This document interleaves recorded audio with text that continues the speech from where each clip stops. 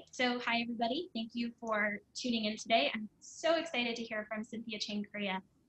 So as a practitioner, advisor, and instructor, Cynthia helps professionals and organizations enhance their knowledge, intelligence, and insights. And for over 2 decades, she has supported managers and companies in establishing competitive intelligence through competitive and decision intelligence, critical foresight, and understanding biases and barriers that limit their potential. Cynthia is the managing director of Knowledge Inform, a competitive and commercial intelligence consultancy. She is president of the Council of Competitive Intelligence Followers, a developer of SLA's competitive and decision intelligence certificates, and a graduate program instructor in competitive intelligence and knowledge management at Simmons University, where she has been recognized for instructional excellence. Excuse me. So I'll go ahead and hand it over to Cynthia, just kind of for housekeeping during our presentation today. If you have any questions, please feel free to unmute yourself. You can also chat them. I'll be monitoring the chat, so will Cynthia, and so we'll kind of go from there. Thank you so much, Jamie, and thank you to the working group for having me here. I was really excited when I had my initial conversation with Jamie, learning more about the group and what you do, and I'm just delighted to be here in support. And as Jamie had mentioned, I have a foot in the commercial side of CI. I also have a foot in the academic side of CI. When I got my master's degree in library and information science, I never left academia. Basically, I came out with that degree and I was invited back to teach. And I've been teaching ever since. So the academic environment, the academic sector is near and dear to me. And so having said that, much of what we're talking about here today is really in support of not just what we do as Intel practitioners, but also how we're going to be looking at this particular sector in this very critical time. As many of you are well aware, the academic sector has been higher ed sector has been going through tremendous upheavals, especially over the past 10 years, even pre-pandemic.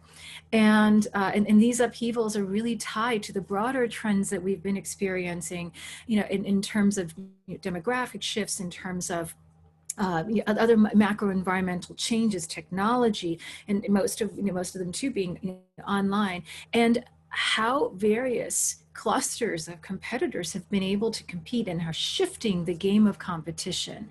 And I use that word game, sort of tongue-in-cheekily, but really because I think another thing that marks higher ed, as you all understand, is that it's not traditional competition. Even those competitors who are head-to-head competitors in their strategic group, for those of you who've conducted strategic group analysis, where we kind of lump the near competitors together, we know that there is still an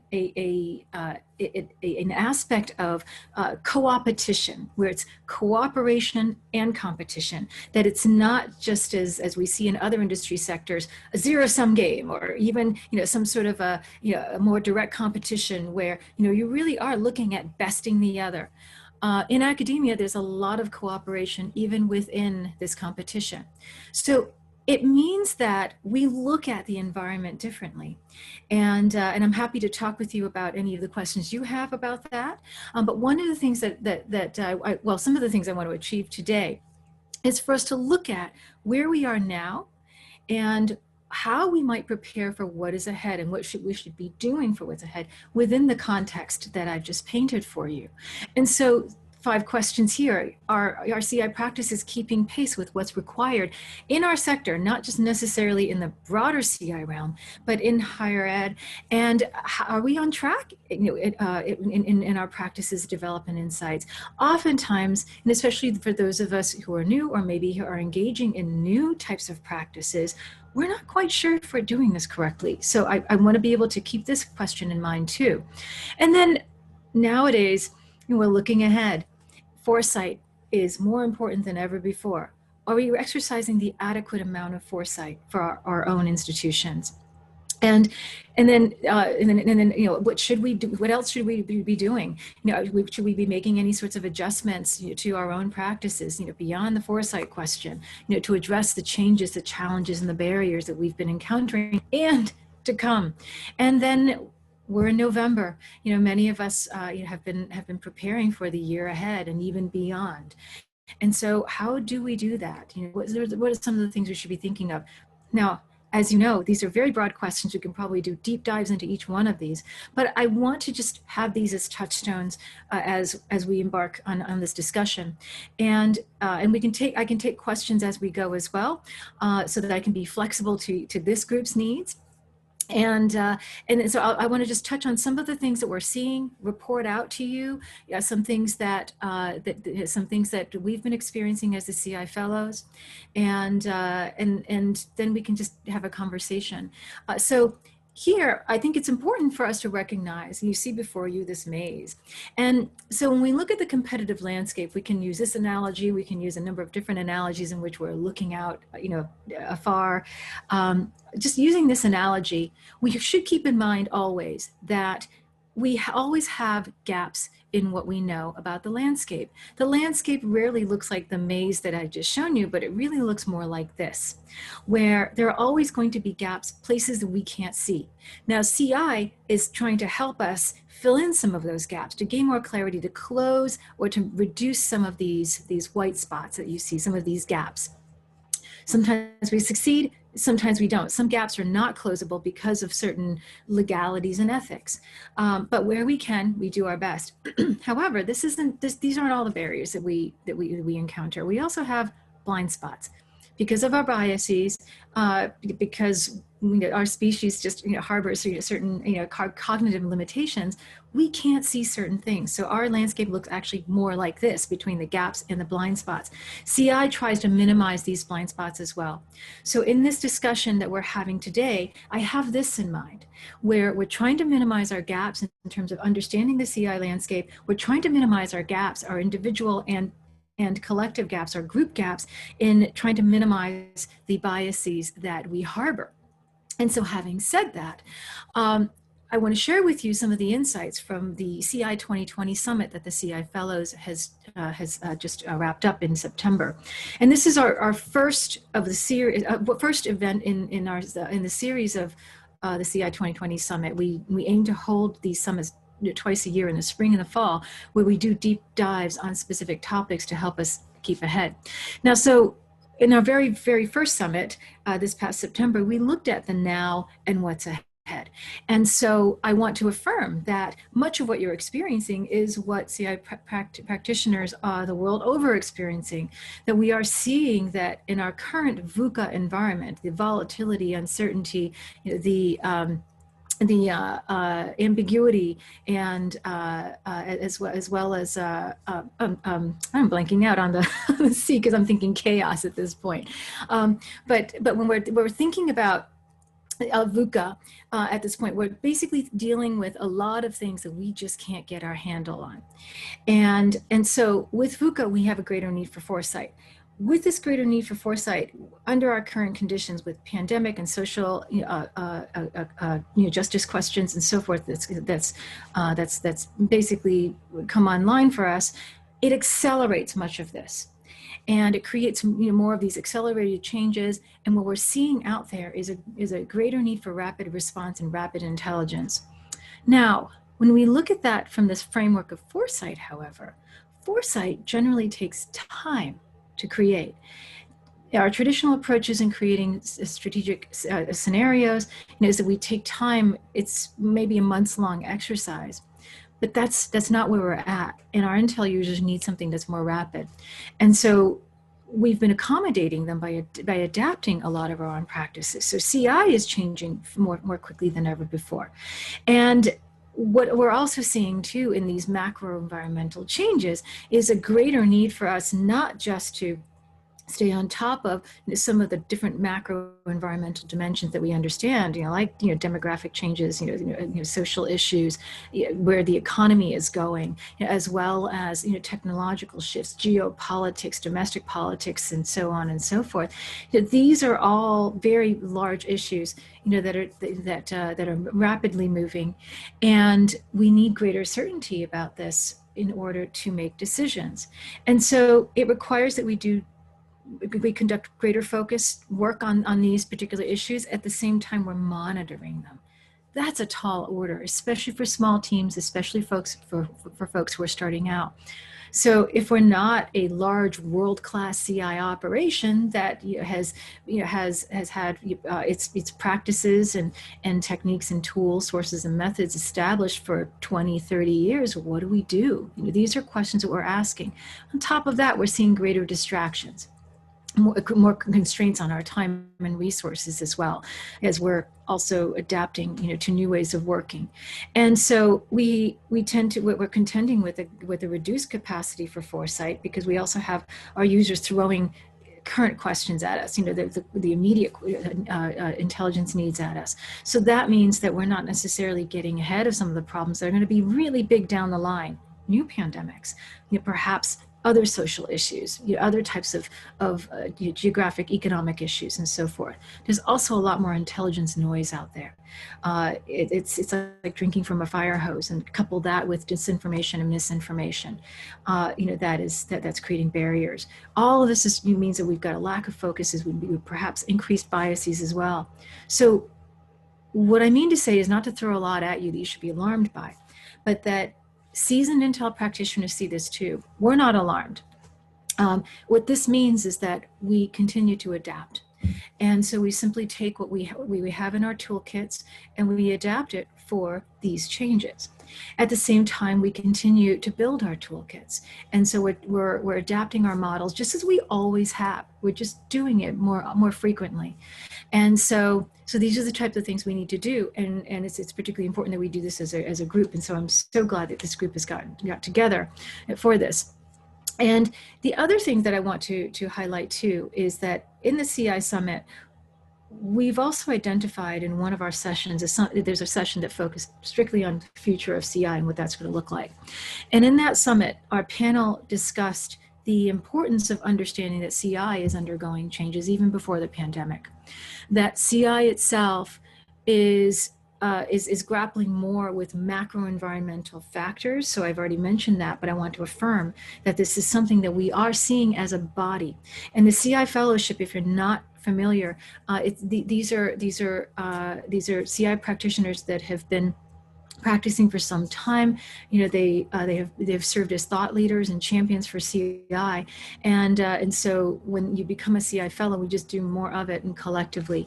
And so part of what we do is to try to understand where things are headed and to provide support to practitioners in terms of our advice and new tools and guidance and training and education. And so one of the biggest things that came out of this particular meeting is that we are seeing a greater emphasis not just on the transactional questions that our intelligence users have, but on the need to shift CI to be more focused on the macro environment than before, so we can get ahead of these developments, so that we can see some of the potential changes ahead and help our intelligence users adjust and get ahead of that, be better prepared for it, so that we're not as reactive. That's always been something we've been after in Intel, but the need is greater than before. So having said that, we also have the question too of trying to maintain Intel and informational quality, and so it's particularly important that we have that in mind as well. And so, how do we address some of these issues? And sure, there are some very specific tools, and I'll talk about some of them in a bit. But more broadly speaking, in this summit and in our monthly conversations that the CI fellows have been having, as well as our individual offline conversations with each other, we've been touching on a few key points. And they're the ones that are up here. One is the intelligence mindset. Seasoned practitioners have always had the intelligence mindset in mind, and trying to maintain that, cultivating that in our various practice groups.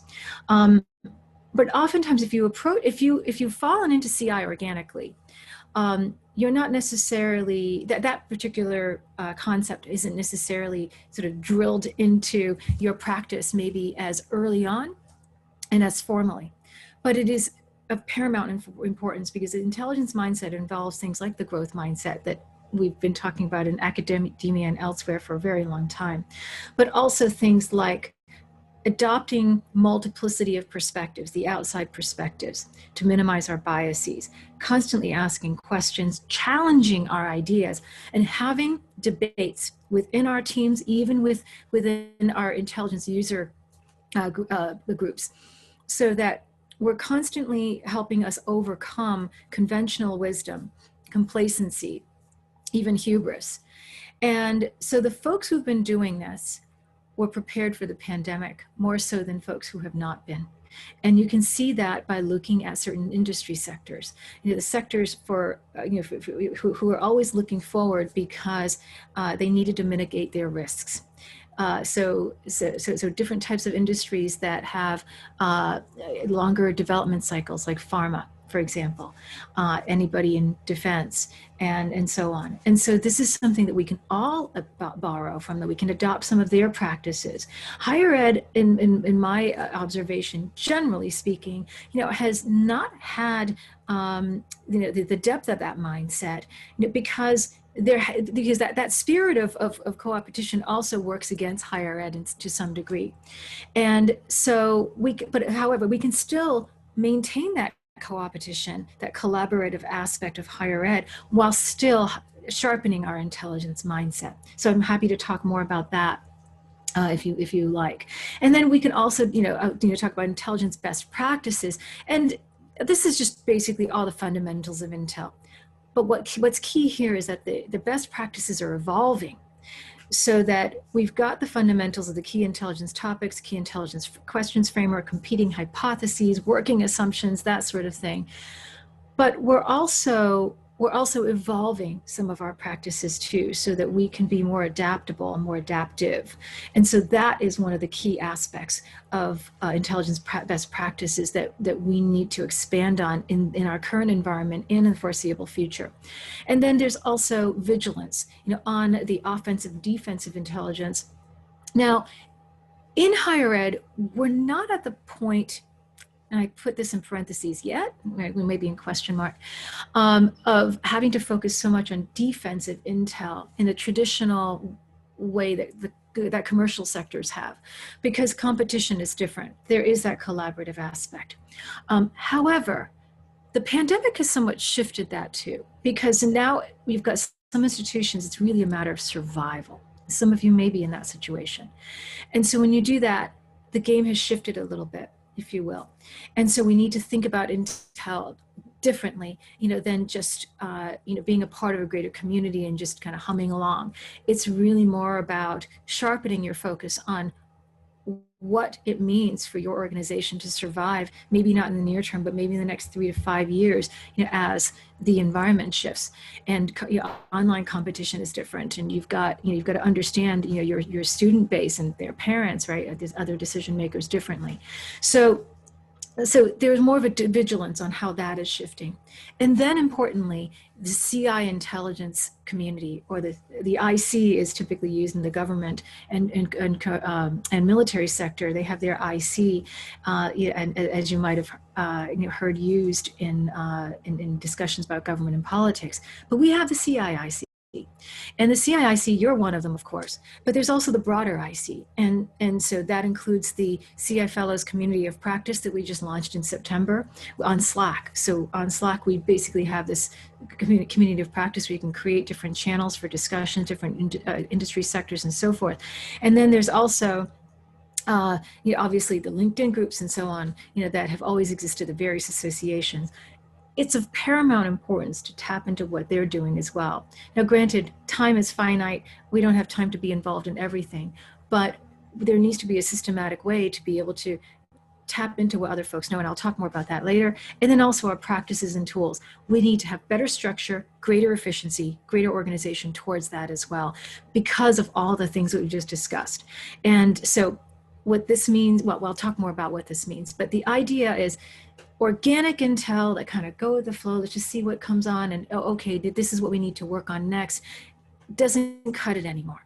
What we need to do is we need to be much deeper in planning, much deeper in organizing, and using our foresight to inform our the structure of our CI workload, our project load, our workflow, and on our focus, and to guide our intelligence users in that direction too, because in higher ed, we don't typically have intelligence users, that are really seasoned, that are in terms of thinking intel, using the intelligence mindset, but that also will apply the types of intelligence tools that other sectors are accustomed to using. So there's a training and awareness element to this as well. And so now I want to just talk a little bit more about the CIIC. And so in the traditional government and military IC, they talk about eyes and ears. And in CI, because many of us are a part of small teams, in the higher ed sector, it's still relatively new.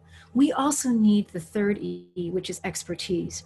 And that third E is oftentimes internal to the organization or internal to the community, to the higher ed community, where you have a wealth of expertise that's already in place that can help you with intelligence collection, that can help you with an intelligence analysis and in foresight, and enlisting the various types of experts, subject matter experts that exist. And so but then there's also the external as well. And so I'll talk about the external initially, which is where we started, when we're talking about the organizations and associations that are there, tapping into what they're seeing, because that helps you with the outsider's perspective. That is a part of the intelligence mindset. And then also looking at your sector colleagues and seeing what they're, and collaborating with them and just trying to understand what they're seeing. So that's human intelligence. Reaching out to them and saying, hey, what are you thinking and seeing? And if you're not doing that as a part of the working group already, just kind of taking the temperature of where things are at on a regular basis, I urge you to do that. The CI fellows do that in our monthly meetings. Every first Tuesday we meet and we start the meeting with updates, individual updates, but also what we're seeing out there. And that allows us to get tapped in. So for example, one of our CI fellows was a part of the pharmacological working group that was, that basically has been helping the pharma industry develop COVID vaccines. And so he was able to share with us some of the practices and that they've been engaged in. So we kind of had an early insight to some of these eyes and ears.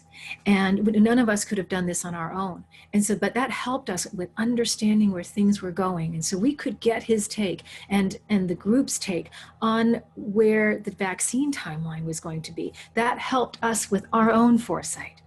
And so in higher ed, I urge you to do the same, where you check in with each other and report into each other what you're seeing. And then there's also looking at our supply and distribution chains.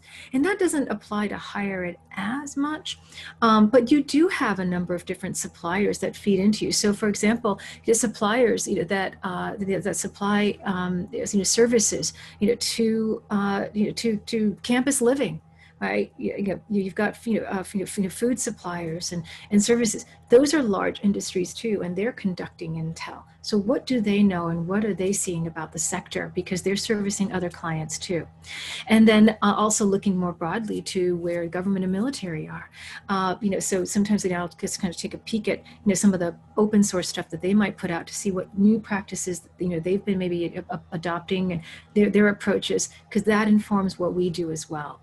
And then the other part is, as I mentioned, the internal. So looking at where your internal users are. The key about the internal users is keeping them engaged and also trying to facilitate discussions between users and contributors, so that we can get even sometimes a good debate going, because that challenges our assumptions and that gets us thinking.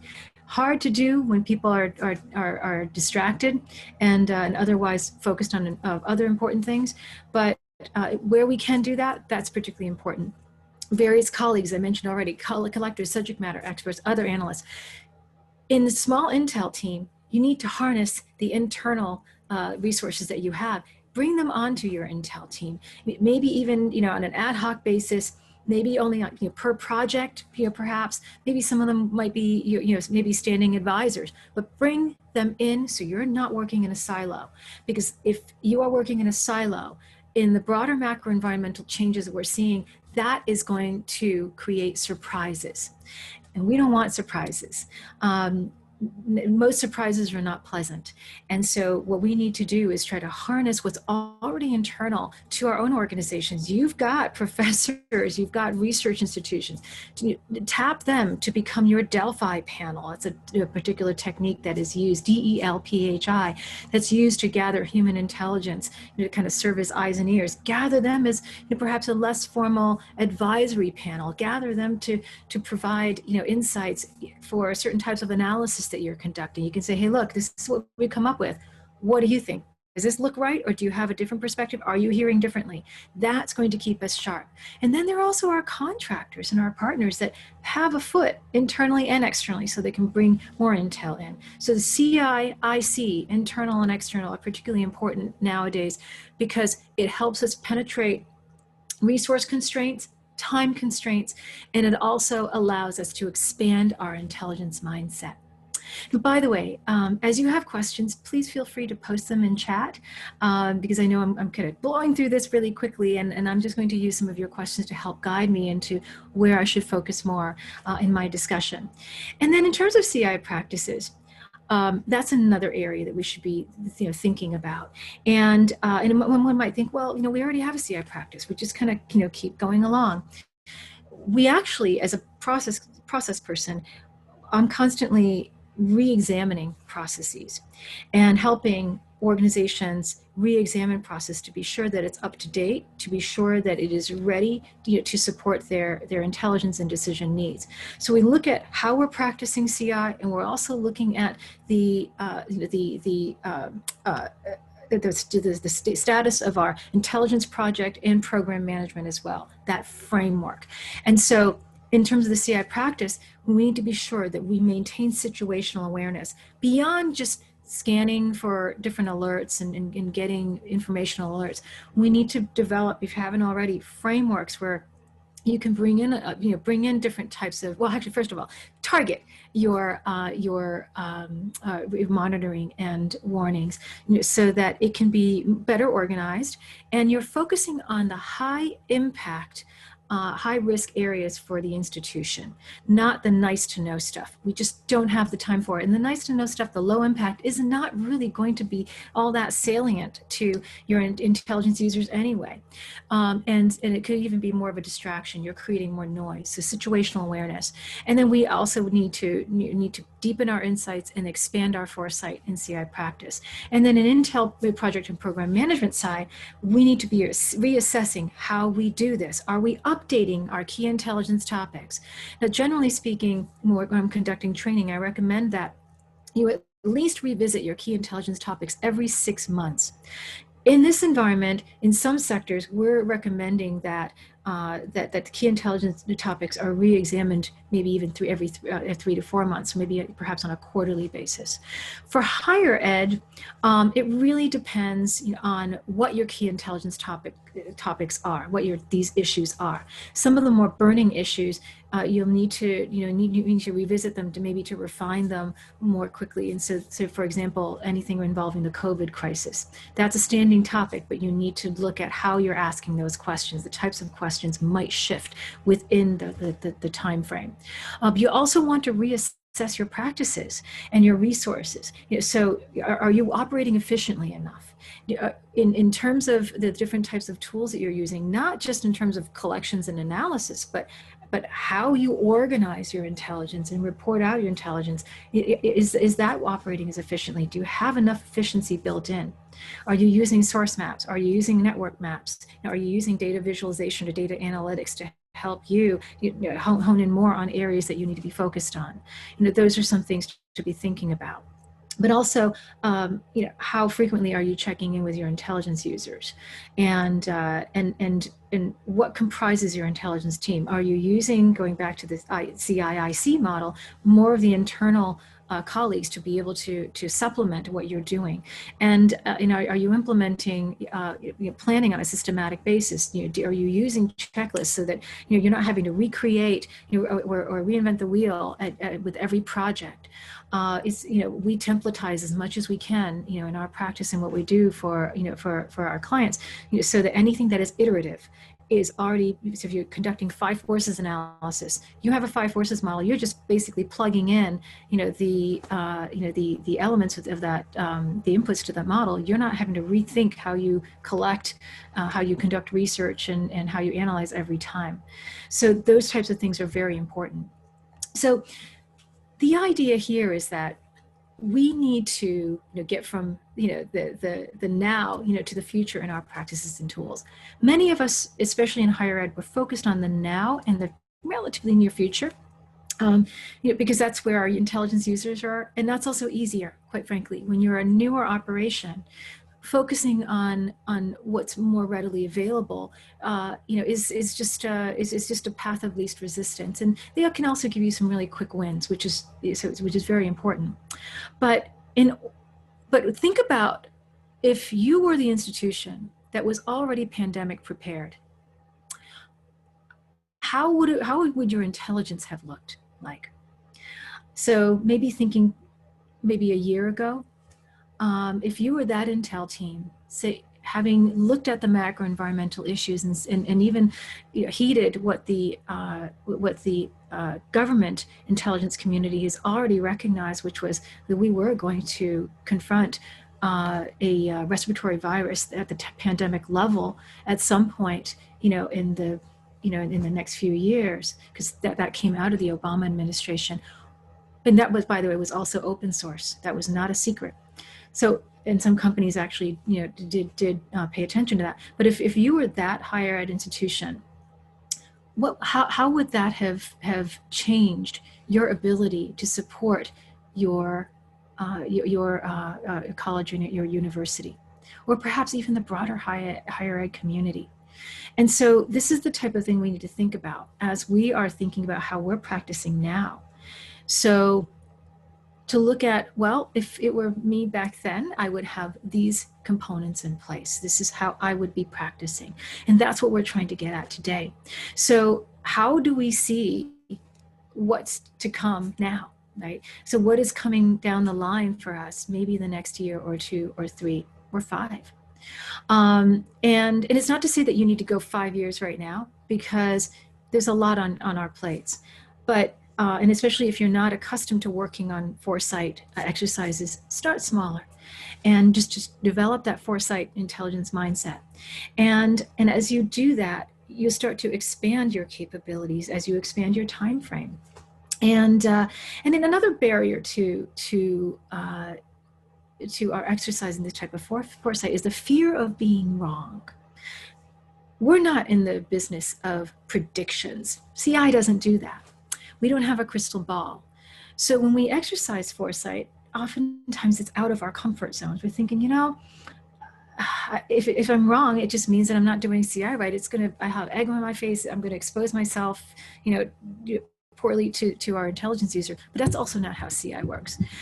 We might come up with different scenarios, and we continue to refine them because conditions always change. And by educating our intelligence users about how we do this, means that they are with us on that process. So as we come up with a particular scenario, or a set of scenarios ideally, we inform them, and we also inform them at the same time that we are constantly making adjustments to see how the paths to these scenarios might be shifting. And that allows us to make these shifts so that we can mitigate the risk of being wrong. And so that's how we do it. And so with Intel, the way we do that is through the basics, the best practices, but to be sure that we have the structure for this, we create efficiencies, we can make refinements. So we have the broader intelligence plan, for the program, but we also have individual plans for the projects. We have to be sure that we are ever organized. One of the problems that we're confronting right now as Intel practitioners is there's so much coming at us, especially for higher ed. You've got the pandemic crisis. You've got the business of the institution and its all its other various questions, and then you also have various types of social justice issues, to address as well. Because higher ed has always been about that, but that has shifted tremendously too. So how do we get a handle? So what we need to do is now we can see we've got buckets already. Within each of these buckets, we organize even further. So we're constantly organizing even within these broader buckets. And that's how we organize, that's how we get through this, by creating this type of structure. Then we can collect our intel, we can better understand it, respond, and then we continue to review it. So it's a cycle. So that's how we improve. And that's how we keep ahead of this, and to do it as efficiently as possible. So, so with this, I actually, and thank you for the comment about templating. I see that on the chat. And so I'll just make another mention that in terms of templating, if you're not using something like a source map for your research, a source map basically just takes your key intelligence questions, and you can, by the way, create a number of different source maps for different projects. For your project, you've got your key questions and along one axis, and then you've got along the columns the different types of sources you anticipate using. And these are published sources, human sources, and social media sources as you need to. You can basically, for iterative types of projects, create a source map for that, where it's just like a tear sheet. You take a blank source map, and you can, well, it's not so blank because you've actually already populated the cells of the types of questions and the types of sources, and you've already mapped out the best bet sources that will answer most of your questions, and you can also see your gaps.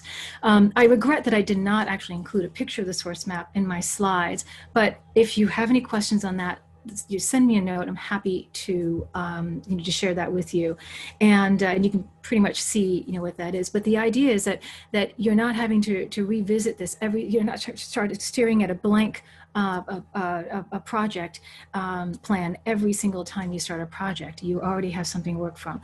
Also, templatizing, processing your outputs, even in a spreadsheet, where you are categorizing your outputs in terms of, degree of certainty and whether or not it's a rumor, things like that, scoring mechanisms, all that's really important so that you can get your head around it. So anyway, so having said that, so one of the things I want to touch on is the idea of early warning. I already mentioned to you that we need to keep ahead, and in early warning system, if you don't have one already, goes well beyond just setting up alerts. You're basically tying in these types of alerts and monitoring to key issues that are already known, those buckets that I just talked about in the previous slide, as well as different other types of management priorities that are not necessarily key intelligence topics, but you see as potential issues. So you can continue to monitor those.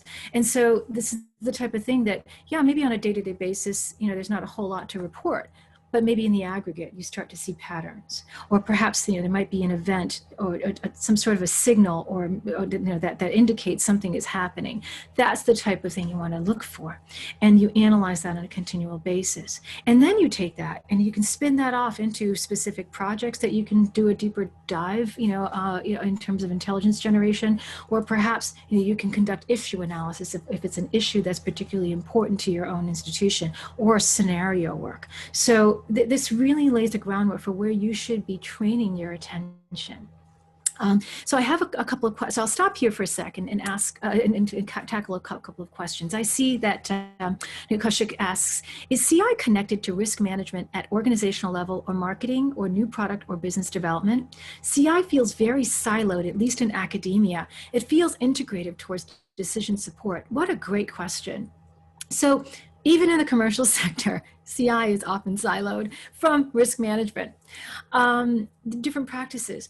And however, it's like a Venn diagram, right? There are overlaps. So the savviest CI teams, the ones that have been around longest and see the need for it, quite frankly, like you as well, they see that there are commonalities to that.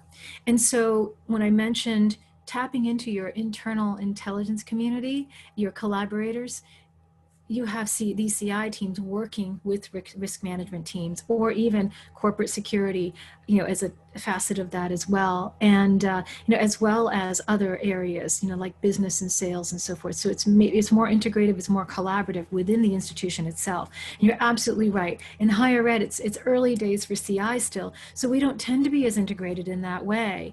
And oftentimes I'm surprised too that CI teams don't turn to internal experts, maybe at the business school and maybe elsewhere, to be able to help them with foresight and so forth. So absolutely, if you can try to break through those silos, network map, apply a network map to your institution to identify where the individuals and clusters of expertise are and resources, so that you can perhaps reach out and bridge and create more collaborations. That makes a lot of sense. So I think you're really on the right track here, with your question. And so Karen asks, uncertainty is something analysts have to deal with. Do you have any thoughts on scenario techniques as a mitigation tool? No, so in reading that, I have to say that Karen is not a plant. She did not know what's to come in our discussion. So I'm going to answer this in our next few slides. And so we just talked about early warning, and now I want to just underscore that early warning as an exercise, if you're just setting up monitoring alerts, is not enough. What you want to do is try to take it further. And if you're not ready for this scenario work and stuff that we're talking about, at least do something like this. And what you're seeing is something that I had done for a client, where a client had experienced a tremendous failure.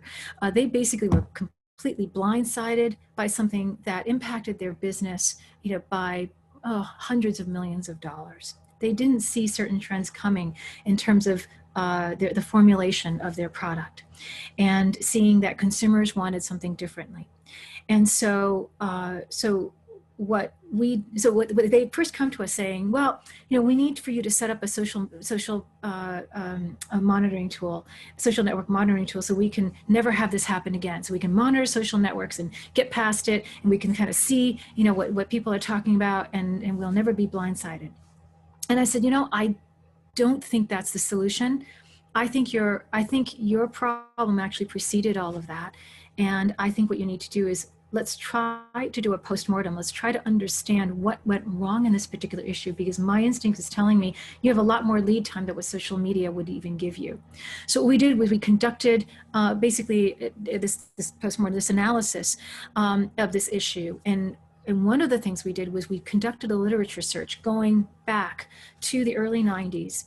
And we looked, as you can see, from the various lines here, we looked at scientific and medical literature. We looked at, let me just grab the spotlight tool here so you can see. So we have here, there we go, scientific and medical literature, press releases, popular magazines, health and wellness, cosmetic, and so on, all the different types of categories of sources. Whoops, sorry about that.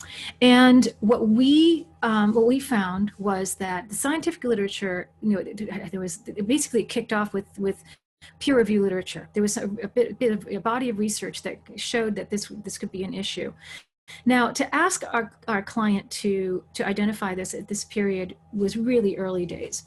And they weren't necessarily going to pick up on that, because as academics, you can understand that the body of peer review literature is just a whole lot. You're not going to identify needles in the haystack then. But at some point, we started to see an uptick here, where press releases started to tick up, right, along with different types of health and wellness material and so forth, the content. Now, so as we saw, there's a lead time here, but we also had a lead time here of a decade, from here to here, where it really starts to take off. But during this interval in between here, there's a lot of work they could do. This is just conducting literature analysis, just looking at literature that used certain keywords that was relevant to this particular issue, and looking at them contextually, right, to see that this was relevant. So what this is showing is that oftentimes we have a lot of lead time just in the resources that we have easily available in academic institutions and elsewhere.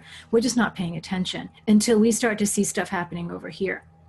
Okay, so the idea here is that even with your monitoring efforts, organize your monitoring, structure it so that you can get meaning out of it, analyze it, so that it doesn't become it doesn't become an academic exercise. It's really for CI. Then you can take something like this and take this material and you can put it through analysis like issue analysis, where this is a type of analysis that you can conduct where you, and I'm just going to run through this quickly, just to illustrate the point. But here, basically, you want to focus on anything that is high impact, right? There's a company impact, anything high impact, and then you're looking at the maturity of a life cycle of an issue. So let's use the issue like the ACA, the Affordable Health Care Act, where initially this started way before, decades ago, where there was a problem. People weren't covered. And then people started to call it something. And then it became a movement. And then some solutions came about where you had different types of think tanks and different bodies coming up with different plans. Massachusetts enacted its own. And then it became legislative on the national stage. But think about this lead time that we have here for an issue. You can also think about this too in terms of the tobacco legislation in the United States back in the day as well, where it was decades of lead time. But then at some point it also then made a big hop. If you were part of that industry or a healthcare industry, these are all high impact issues for you. So you want to keep track of these. And you can use this model to plot where particular issues are. So in this case, you see three plots: environment, labor, and healthcare. I just plotted different issues, that are using just these very broad labels, different issues that might be on the radar of an organization. So for higher ed, you could have COVID, right here. Or perhaps even aspects, facets of COVID issues that are right here. You can have, various, types of other issues too, going on. Consolidation, of the higher ed industry, and looking at the consolidation. Is it going to be? Will there be legislative reactions at some point? You can plot that, and as you plot it, you can also track the movements of this. So this becomes your heat map. This becomes, your way of tracking issues. So this is another way that you might be able to to organize and to systematize different types of monitoring efforts in order to keep ahead. And then another tool that we use is scenario building. And in scenario building, you've got your current realities that you're dealing with. And for those of you who are not familiar with this, this is just basically where you are now. And you're creating all kinds of different mental maps. You're using different mental maps, asking the what ifs and the so whats and so forth. And then you're gathering all the different types of information about new competitors, suppliers, new technologies, using macro environmental pest and a steep pestle analysis, all those different dimensions. You're investigating any one of those, or maybe combinations, or all of those, to create a body of research from which you derive multiple paths. Okay, to say, okay, we think that these are the three potential paths. One is one extreme, the other is another extreme, and then a middle path. And that's generally a good way to approach it. Generally, I wouldn't go more than 4, but 3 is good because you've got one extreme, you've got the other extreme, you've got the middle path, and those are not forecasts. They are touchstones. So what they do is they help your intelligence users see what different potential possible alternative futures are ahead. And that allows them to be able to manage for those different types of scenarios. And it allows your team to be able to continue to look for different types of indicators that are emerging to see which scenarios are materializing, because some of them, the extremes especially, won't. But as they're materializing, what does it actually look like? And then you make adjustments along the way. So you say, okay, well, we thought it was going to be, our scenario was right down the middle, but we're seeing that the real path that's happening is between the middle path and scenario A, that first extreme. And so, so that means that we need to adjust our decision making, for that. For that particular scenario. But it doesn't mean that we're done there, because sometimes scenarios shift even more based on new developments, pandemics. And so then the path could change. But having created these scenarios and the potential paths already gives you some sort of a roadmap to follow, and also a roadmap, or also a body of resources that you can continue to track for early warning purposes. So these are important frames. And now with scenarios, though, I do need to note that it's changed somewhat because, whoops, because we have the traditional scenarios as I've just described to you, but nowadays we have, at least in the other commercial sectors, rapid scenarios that have been occurring where you have corporations saying, look, I don't have time to spend, I don't have 3 months to spend on developing scenarios. I need you to develop a scenario really in a couple of weeks, or in a month or so, and do it more rapidly. And so with this, it means that we have to be more iterative in terms of how we adjust the scenarios, because it means that our error rate could be greater, and so we need to monitor them more stringently. But it also means too that we don't conduct scenarios for 5 years, right, under a rapid scenario exercise. What we want to do with this is that we break it off into smaller chunks and closer time frames. So our rapid scenarios are really more focused on maybe the next 6 to 12 to 18 months. And then we make the adjustments that way, still using maybe the touchstones of, the 2 extreme scenarios and 1 sort of middle of the road scenario. Another thing that we can do too, that some organizations have been practicing, is creating scenario vignettes. Rather than doing this wholesale scenario that you see, on the screen here, is that we're taking an aspect. We're just maybe looking at one particular aspect of, perhaps the steep or pestle dimension, or perhaps looking at how things might look, within a particular subsector within within your space, geography, and so on. So you break it down into smaller pieces, and as you have time and resources, you can iteratively then expand to other vignettes to put together fuller pictures. But you start small and build out, rather than just saying, okay, we're going to commit, the next few weeks, towards scenario analysis. So these are the way we've been adapting the traditional scenario approaches, to the issues and the constraints that we've been confronting. And finally, the last thing that I want to share with you that we've been using, for really decades now, to help us understand what is to come, is what's called the futures wheel. And what you see here, and I'll just go through this really quickly because obviously this wouldn't apply to everybody, but it just helps you understand that we have a lot of tools available. But here we start with an event or trend, COVID, for example. And then we basically plot out different paths that could emerge from this event or trend. So this is the level 1 here. So we got 1A, 1B, 1C, 1D, 1E, and this is artificial. I've just created a more sort of a cleaner pattern, just so that it's easier for you to see visually. But let's just choose 1A, where you have this one particular outcome for this event or trend, and then this might spin off other possibilities, as you can see here, the connections, and then they spin off other possibilities, so that now they can become paths. Each one of these is a path, and you see different, and they can tell you different types of indicators to help you identify which path is actually emerging. They can also show you what types of triggers too, because it could be that to go from 1 to 2A, 2B, or 2C, here, it might take certain conditions. And so if you monitor for certain conditions, it might tell you that 2A is afoot, or 2B is afoot, and so on and so forth. So this gives you basically these potential paths and potential roadmaps that you can use for monitoring purposes, and you can also just use to help engage your intelligence users so they can be more forward-looking. So I want to show you something that my colleagues and I,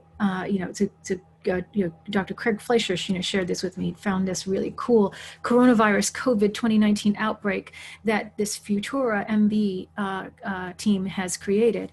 And so, as you can see, this basically is the futures wheel. And in this futures wheel, we've got here, let me wrap the spotlight. Here's where the outbreak is. Then the first path, shutdown of schools, companies, and institutions. And then from here, we have restructuring of school and activities, right? And teleconferencing and MOOCs and so forth. And then now you can see, different ways of working. So this is one path. But if this one goes spins off into people are staying home, reading, watching movies, and playing videos and so forth, other paths. And it's not to say that these are either or, as you see. This could actually be all of them, right? Because as you can see, decreased company and other, pollution, I'm sorry, CO2 and other pollution levels and so on.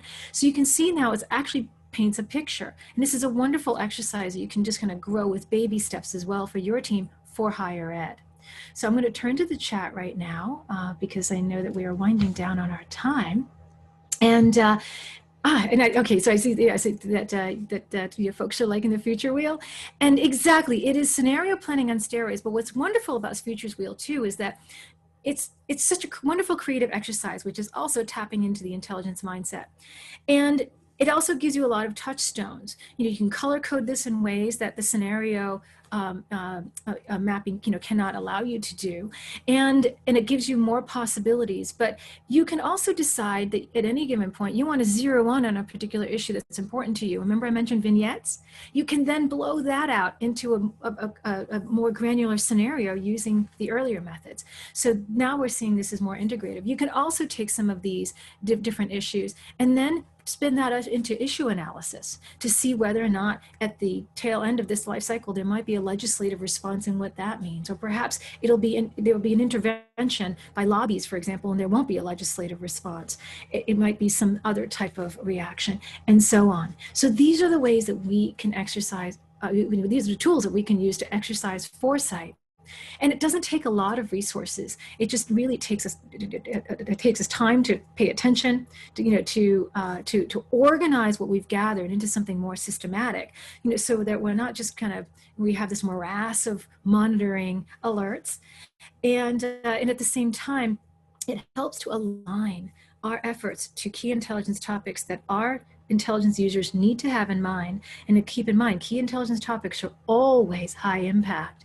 And that way, we're not spending our time on things that are low value, low impact, and squandering our precious time and resources on that. And we can engage our intelligence users and our decision makers much more impactfully. So with that, I also just want to mention too a couple of things, which is the information and intelligence integrity. To go back to that question. Now, I just conducted a couple of sessions for SCIP and for the Strategic and Competitive Intelligence Professionals, as well as for the Special Libraries Association CI division, talking about misinformation and disinformation and how our information universe is basically being upended by that, and that affects CI as well. I won't go into that because it's a large conversation, but I just want to highlight for you a few things to think about. That there is information which is unintentional and harmful. There's disinformation which is intentional and it's growing. And there's also manipulated media on top of that, which is, it all overlaps. But the thing here is that we need to understand that this has become more strategic. It's not like back in the day where we might come across some rumors and it's just, maybe somebody who's just kind of, been overly enthusiastic and, they play telephone or whatnot and information becomes distorted.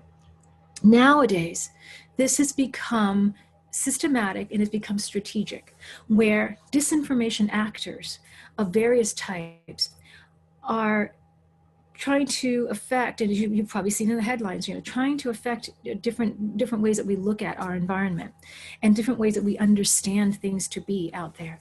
And as they're doing this, they are actually disrupting intentionally and strategically the information and intelligence life cycle. So instead of just, as you can see here on the left, where somebody might have created a post and then it just kind of goes viral. Now we see that somebody creates a post on the right, and there are other entities that are created especially just to amplify those posts. And then there are booster organizations and different paths that are created strategically, again, to amplify that, to create a disinformation ecosystem.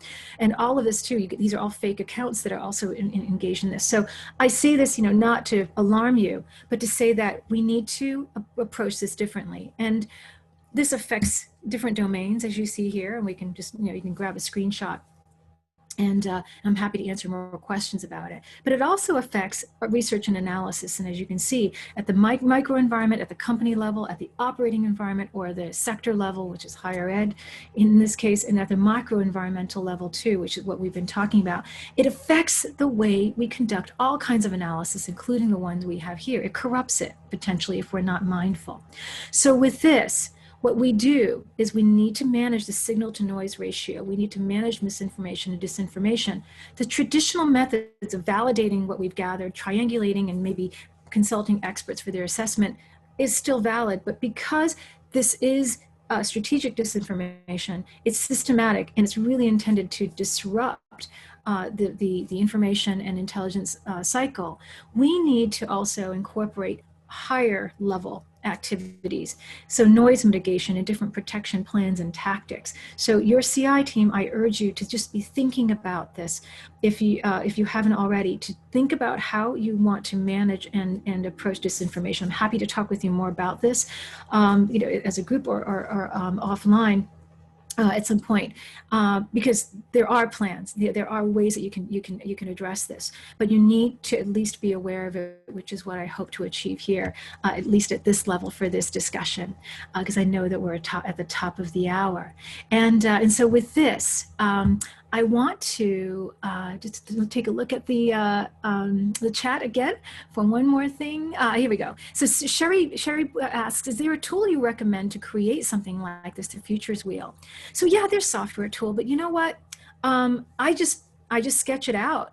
And one of the things I have to say, it sounds awkward and weird. I actually do it by hand initially, because for most of you, who are in academia, maybe if you're tapped into the power of learning, we know that handwritten notes and hand sketches helps with mnemonics and helps with creativity. So I actually do this basically pencil to paper and sketch, and then I will transfer it, because I find that it actually allows me to think through and tap into parts of my brain that digital methods don't. And I have a smart tablet. I can still do it digitally using a digital pen. Again, it's pen to paper. It's a different process, and I find I get better results. So even if there is a tool, I do urge you just to sketch it out first. And then you can actually create a template where you can just create those bubbles in the template, and you move it around as you need to and just fill it in. It doesn't require very expensive tools to do any of this. Actually, it requires the intelligence mindset, it requires the intelligence community, and it just requires that we continue to reassess what we do along the way so that we can always remain fresh and sharp. So thank you very much for your wonderful questions and for your attention. And I just want to mention that I am available to answer any of your questions. You can reach me this way, and let's just keep the conversation going. Thank you. I just want to say thank you for an incredible presentation. I personally want to try and make a futures wheel. That just looks so cool. I know, right? I have to say it is one of my favorites, and so I urge you to do that. Yeah, absolutely. One of the things I can do too is that if you have any questions about sort of templates, I can give you screenshots from some of my instructional material of the source map and things like that, because I went through this at warp speed. But I really do hope I gave you some touchstones to think about as you prepare for the year ahead, as you prepare for the issues coming down the pipeline, whether or not we foresee them, and we just constantly remain vigilant. Yeah, thank you again. I mean, just an incredible presentation. Thank you, and excuse me for going too quickly. No, thank you, Cynthia, and I really appreciate sometimes I think we get mired in the tactical because we're being asked those questions like, I need this right now, I need this right now, but really to think more strategically so we can plan out. I mean, COVID's a perfect example, right? Those disruptions that we don't expect. Let's try to plan ahead. Let's think ahead. What are the needs of our leaders?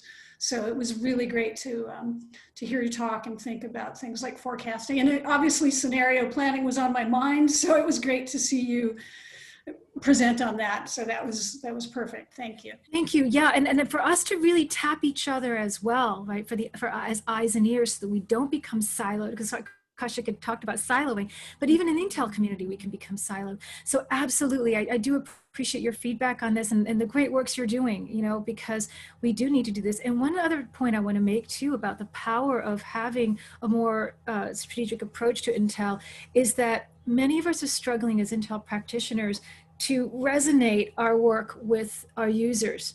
They're busy. And also in academia, they don't come out of the commercial competitive realm. So their mindset is somewhat different. They're not going to, so competition isn't going to resonate with them in the same way as, you know, with other industries that are quite frankly just, you know, steeped in it.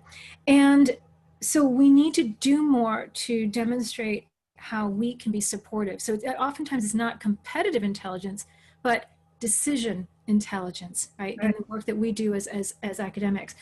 And so with that, it's the same practice. It's just that we're approaching it, you know, we're approaching it, you know, to decision-based questions more broadly speaking, which also happen to have a competitive bent nowadays, and increasingly so. So, but anyway, I'm available to you for any questions you have, if I can refine any of these points, share anything with you. And I do very much appreciate your inviting me to this, this working group meeting and the good works that you do. Yeah, thank you again. Thank you. Thanks.